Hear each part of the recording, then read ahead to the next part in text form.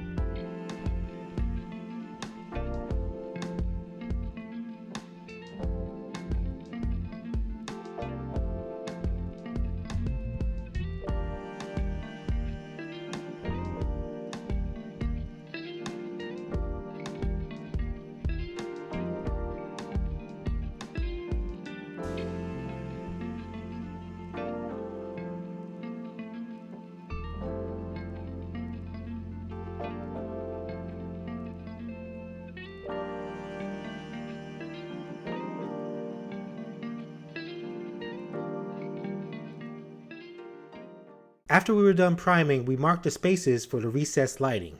We DIY'd this part by using a string that was tied to the center point of the room, which was the fan. After we tied a slip knot to the down rod, we were able to walk in a complete circle around the fan. This was the first step in measuring where we wanted the lights to go on the ceiling. We know there's different ways of doing this, but this is the method that worked best for us. You really need the string because your eyes will trick you. Depending on where you are in the room, your holes will look like they're changing distances. Then we used a measuring tape to make sure that the spacing was accurate. We both felt good that we were making progress in this project. I usually make a pilot hole in the center of my template like this to make it easier on myself when I start my holes.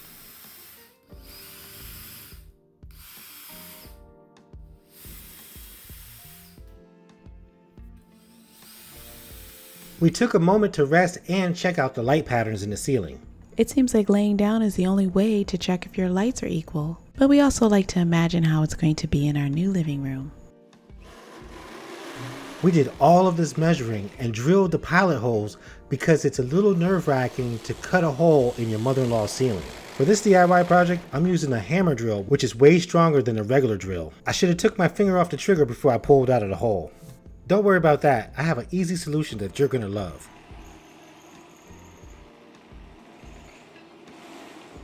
I had to do this 8 times, and yes, I had to concentrate on each one.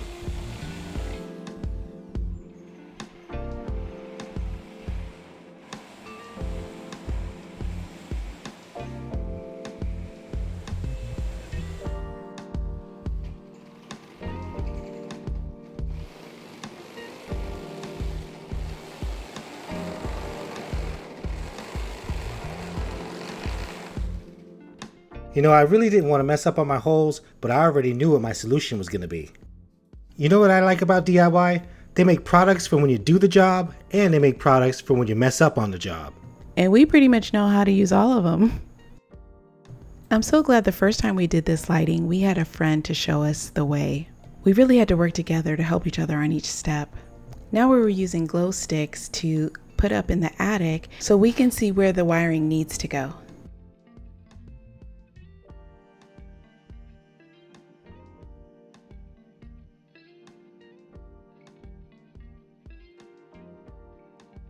This process definitely takes patience because you want to put the glow stick up and hold it long enough for hubby to see where he needs to drop the wires. And sometimes it takes a little while.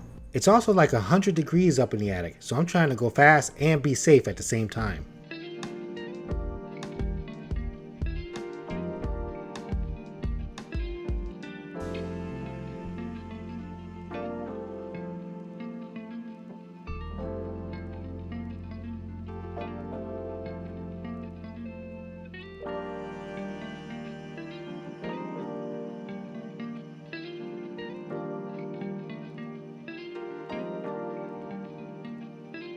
This is the easy product that I was telling you guys about earlier.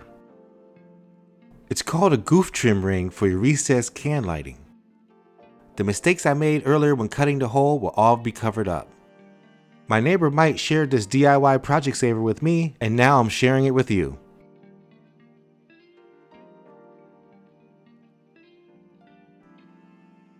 Once we were finished cutting all our holes, it was time to paint again. This time we were doing a glossy white around all of the trim. And we wanted to put our first layer of white paint over the primer. I like using different hues and finishes of white paint. We are wrapping up this leg of our DIY living room makeover series. If you have an 80s or outdated space, we hope that this video has given you ideas on how to update it. We appreciate you so much. Now let's move on to the lighting. We were on a roll. We painted the walls, ceiling, and trim, and worked together to cut the holes in the ceiling. We picked out our new halo lights, and we were ready to replace all the old lighting in this living room. And we started this part of the journey by removing our recessed lights. I'm going to take you up into the attic with me, and we're going to locate these lights under 17 inches of insulation. We found one, and now we got to find the other one. I already turned off the power to the room, but this non-contact voltage meter says that there's still power going to this light. So this is the first situation that we ran into. We just could not turn off the power to this light. It turns out that the power to the lights were off. My non-contact voltage tester was picking up phantom voltage from nearby energized wires. I'm definitely ready to get these lights out of here. Some can lights are attached to the rafters with clamps. They use these super large staples to attach these. I wanted this to be an easy morning DIY project, but we ended up doing it in the middle of the day when it was 100 degrees in the attic. We're changing out these lights because we want all of the lights to be on the same switch, and these wires are the ones that start the whole process. It's time to go downstairs where it's cooler and remove the lights from the ceiling. When you have projects that are a little tough, just think about how they're going to look in the end. Any updates that you make will be an improvement. With DIY, we found that it's always easier to tear something down than to build it up. For some, demolition is the best part of home updates. We like to see the transformation of our projects. You may be wondering, why would we go through all of this? Well, these can lights are very bulky and they also use a lot of energy. We wanted evenly distributed lighting across the ceiling. Our goal was to improve visual comfort in this space and reduce eye strain. We were on the tail end of this project, and my wife was helping me to locate the holes for each of the lights when I went back up into the attic when this happened. My old shoes caused my foot to slip on all that insulation, and my legs went through the ceiling. It made a big mess in our living room. My mother-in-law was away, and now I had to call her and tell her she has a big hole in her ceiling. I'm so happy that my friend Mike and my son came to the rescue. By this time, it was late at night and I was tired. We took off the old fan and capped the wires. I felt embarrassed because I've never had anything like this happen to me before. It was kind of weird because all that heat from earlier today came into the living room. I'm so grateful that Mike came over that evening to show me how to make a square out of that hole. Let me ask you a question. Have you ever had a DIY project go completely wrong where now you have a new project? Let me know in the comments. This accident happened so fast that when I saw you fall through the ceiling, my first reaction was just to push your foot up. You pulled yourself up before you could fall to the ground, and I was so glad that you were okay. It shook the whole family for a moment, but we knew we needed to get that hole patched up as soon as possible. There was so much insulation everywhere, so we bagged as much of it as we could so that we could put it back in the attic. Our family will always remember this day and this project. We're so grateful that no one got seriously hurt. So after gaining my confidence back, I continued with the ceiling repair. I drilled in support studs so that I could securely attach this larger piece of drywall.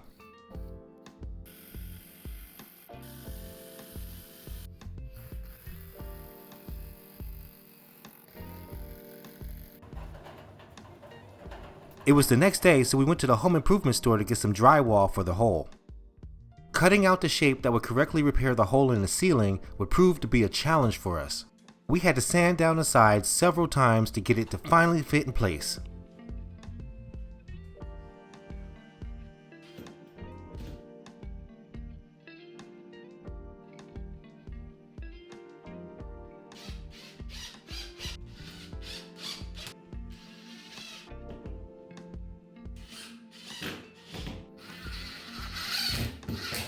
After that part was done, I started wiring all the pot lights. It felt a little overwhelming at times because I forgot how many individual wires I would have to cut. The thing that kept me going was that I could see our family watching movies with the halo lights on. Just so you understand a little more of what I'm talking about, there's 3 individual wires inside of each of these white wires, and they all have to be trimmed. For us, one of the best and most challenging part of this DIY project was updating these single switches and turning them into 3-way switches so that we could turn the lights on and off on both sides of the room. All of the wiring has been trimmed and now they're ready for the lights. When it came to wiring the switches, my wife took the lead on this part and learned everything she needed to know to make it happen. She looked at all of the electrical graphs and charts for this kind of setup and figured it out. Now we have modern wiring and switches in this 80s home. Before we do the lights, we have some unfinished business with the ceiling that we have to tend to. We had a new pressure of trying to match the swirl design in the ceiling, but at this point it was going to take up so much time and money and make a new type of mess. So we made the decision to patch and match the ceiling the best we can.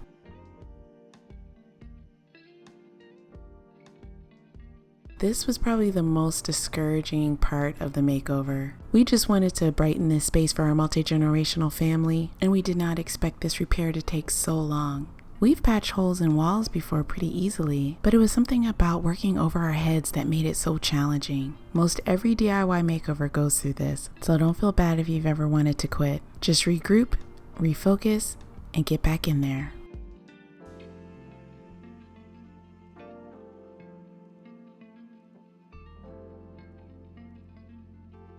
It's gonna match up. Okay. You just shove the wires up. Mm-hmm. And then you do this one. And you put this one up too.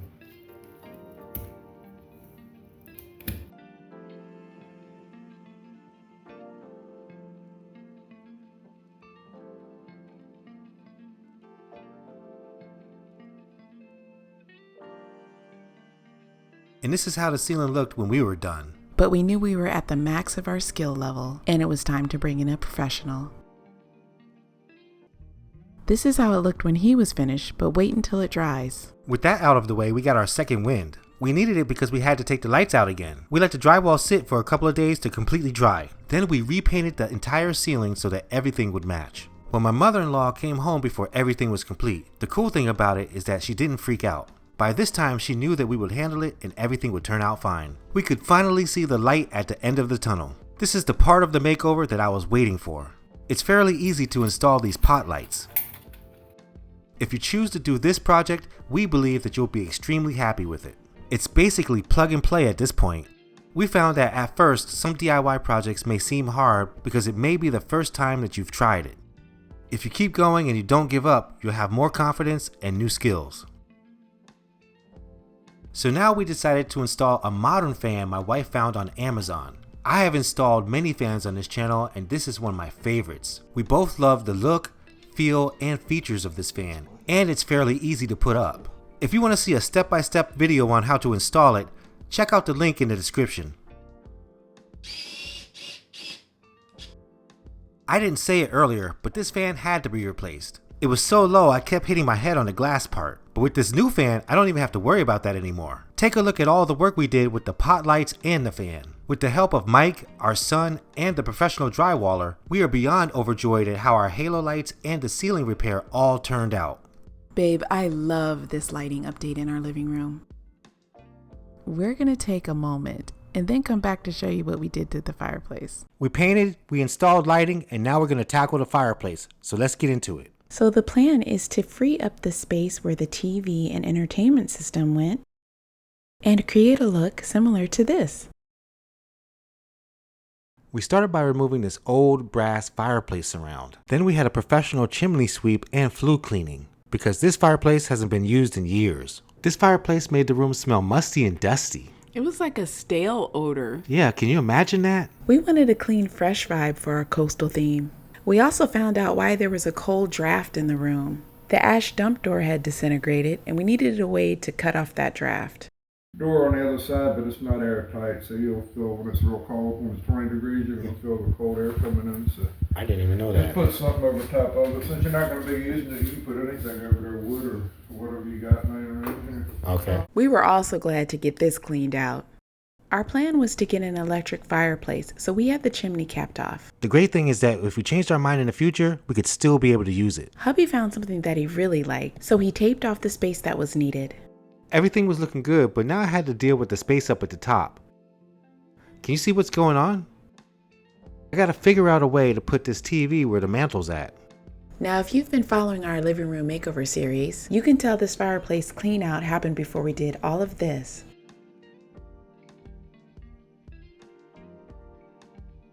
There was a lot of things going on with this living room makeover.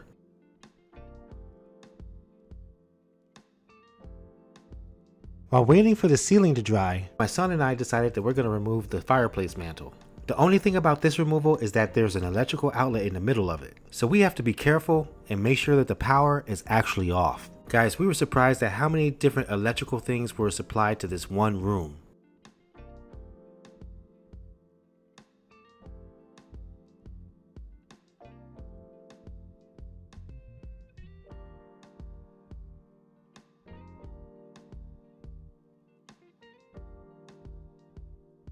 This mantle was huge and heavy, and it was solid wood. It was also nailed into the brick and mortar, so that made it really tough to remove from the brick.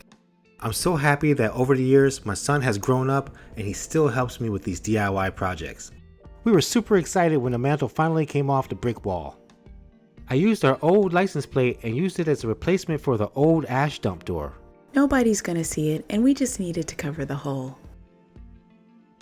You know, we thought about painting this brick, but as we kept cleaning and brushing it, it really seemed to brighten up, so we decided to just keep it natural.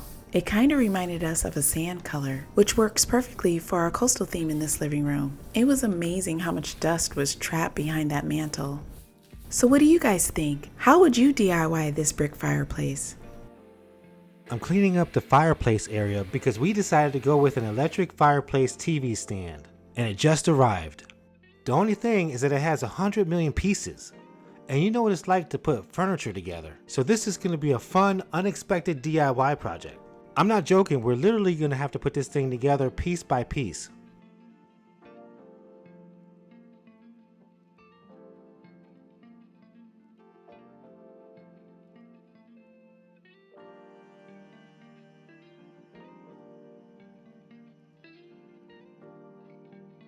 We're thankful that during this part of the DIY, our daughter decided to help us out.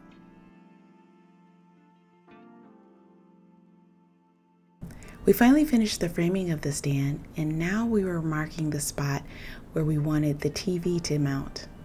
Our initial thought was to use a swivel mount so that there was room for the sound bar. When I took a closer look at the top part of the fireplace, I noticed that there were leftover nails from the mantle that needed to be removed.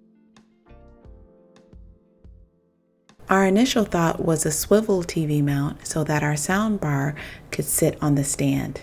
But we ran into two challenges. The mount for this size TV is pretty large, and we were concerned about drilling holes into the brick. The other thing is that we had to figure out what to do with the old wiring from the mantle because it was located right where the mount was supposed to go. We had to take a moment and reevaluate what we're going to do in this area. Meanwhile, we finished up our ceiling and lighting DIY projects. We'll leave a link of the previous episode in the description so you can see the lighting transformation. And we gave our trim a little touch-up paint over the mantle area. We decided to cap off and cover the wiring and just place the TV directly on the stand.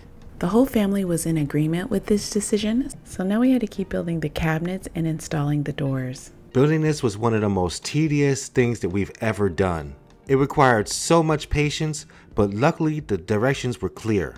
For furniture you have to build yourself, this is decent quality.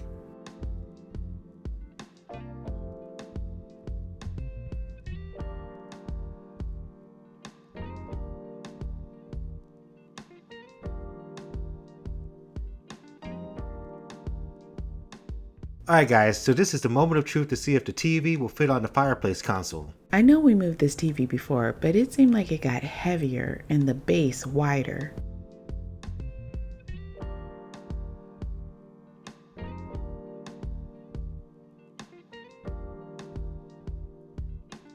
I thought we measured it, but the soundbar didn't fit the cubby hole. We had to move the TV back to place it in front.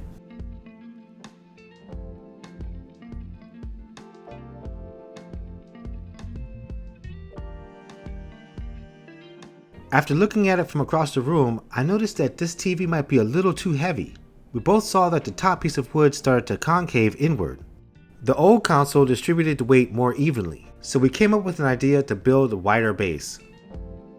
We're currently in the middle of our living room makeover series. I don't want to have to keep the TV behind the soundbar, so I'm going to raise it up by creating a simple television stand. The soundbar is 40 inches wide. We're going to create a TV stand that's a little bit wider than the soundbar so that I can stick my hands behind it to fix it or remove any wire. I also don't want the television too high, so I'm going to make it just above the soundbar. It's probably going to be around 7 inches high. This will give a custom space for the soundbar and distribute the weight of the TV. We headed out to our home improvement store and we looked for a 2x12 piece of wood. We needed it to be wide enough to handle the base of our large TV. Guys, solid wood is no joke. We have much respect for woodworkers.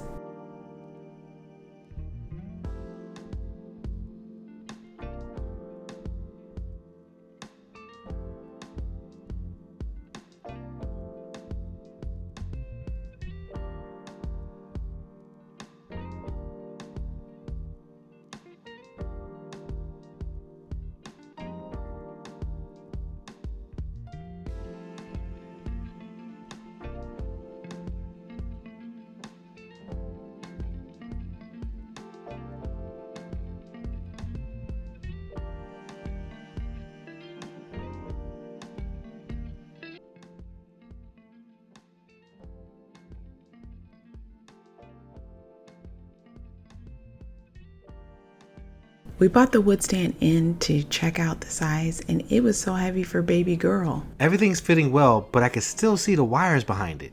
So I had to make one more adjustment. I cut about 1.5 inches off of each side.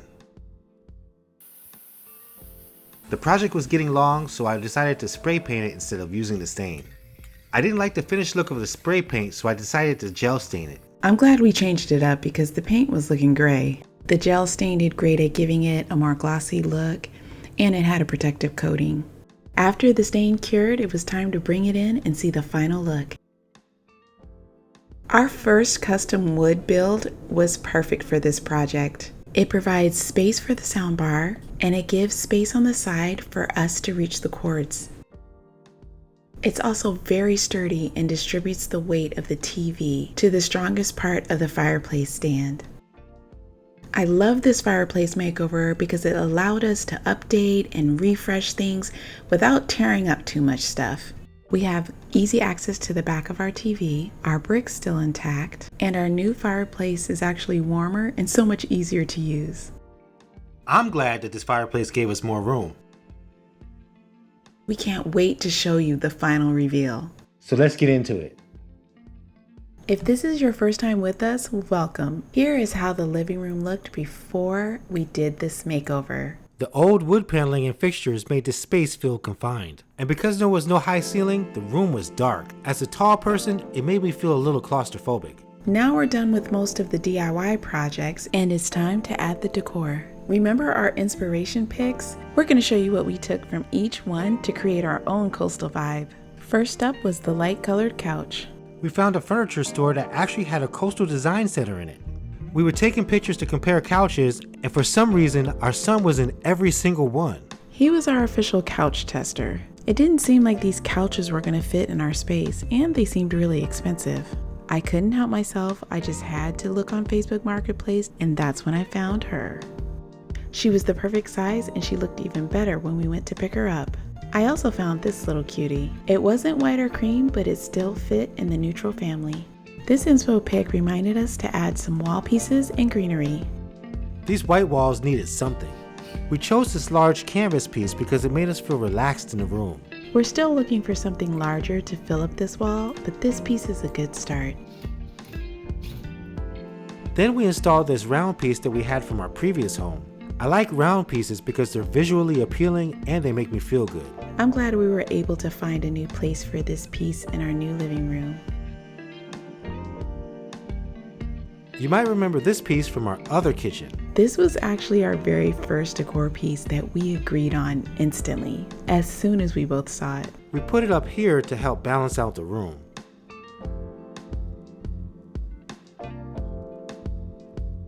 I also found these plant stands on Facebook Marketplace and I thought they would go well with our metal finishes. We found these really cute flower pots that we all liked, and our goal was to repot one of our larger plants into the two new containers. Me and baby girl did not realize how hard that task was. We had no idea that this plant had grown so much. We had to be careful and take our time. I love doing little projects with my daughter. It gives us time to bond and laugh. We finally got them apart. We were happy that we got two plants and we still had some left in the original container.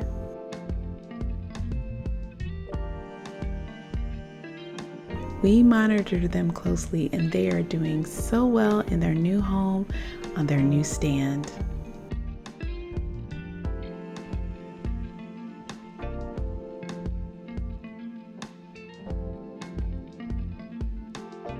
Since there's a countertop area between the living room and kitchen, we decided to look for some bar stools. We didn't see any at the furniture store that we really liked, but Marketplace did not disappoint. We found 3 bar height stools with a 360 swivel. The cream color was perfect with the metal finish. Guys, we want to know, What decor would you add to this coastal theme? Let us know your ideas in the comments. And I have a confession. I found another couch on Facebook Marketplace. Our seller threw in a love seat if we would just take both couches. The deals were so good, especially when people need to move or downsize. And believe me, we cleaned everything. We started with sprinkling a little bit of baking soda and vacuuming each piece. We also used a fabric preconditioner to pull out any odors. We then rented a professional upholstery cleaner and gave every single piece of furniture that we brought into the house a thorough cleaning. We repeated this process for each piece of furniture. So this is the couch we on Facebook Marketplace. And we're gonna clean it today and spot clean it. It has a stain right here. So we're gonna check that out. And then we're gonna finish cleaning this one. So I'm gonna finish vacuuming. We vacuumed it, but we brought it in, and then we're going to clean it.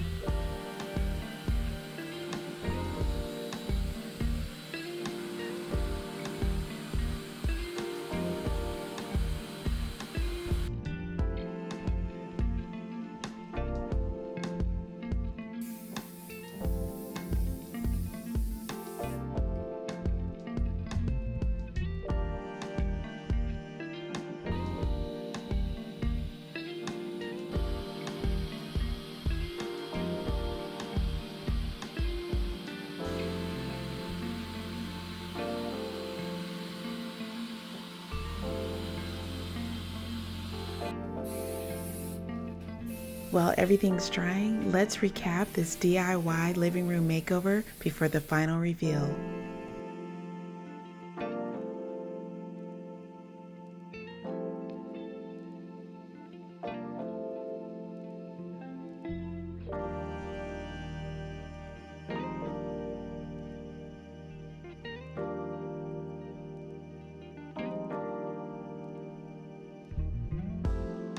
We've done a lot for this project and it was definitely worth it.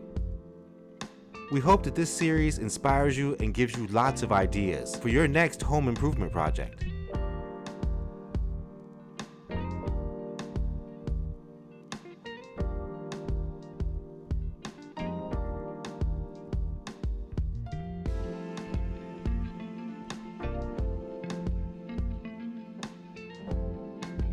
Our outdated 80s living room has now been updated with a coastal theme.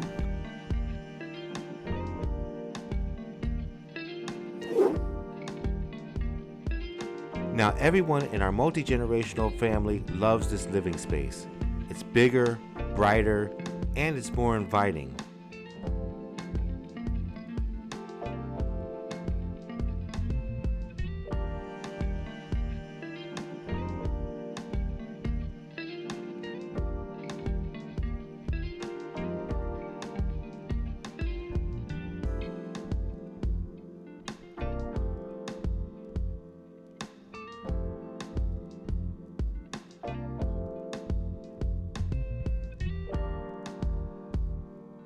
We really appreciate you guys being with us on this chapter of our new life. And if you like this video series, give us a thumbs up, share with your family and friends, and subscribe to the channel. And remember, You can DIY too. We'll see you in the next video. Bye-bye.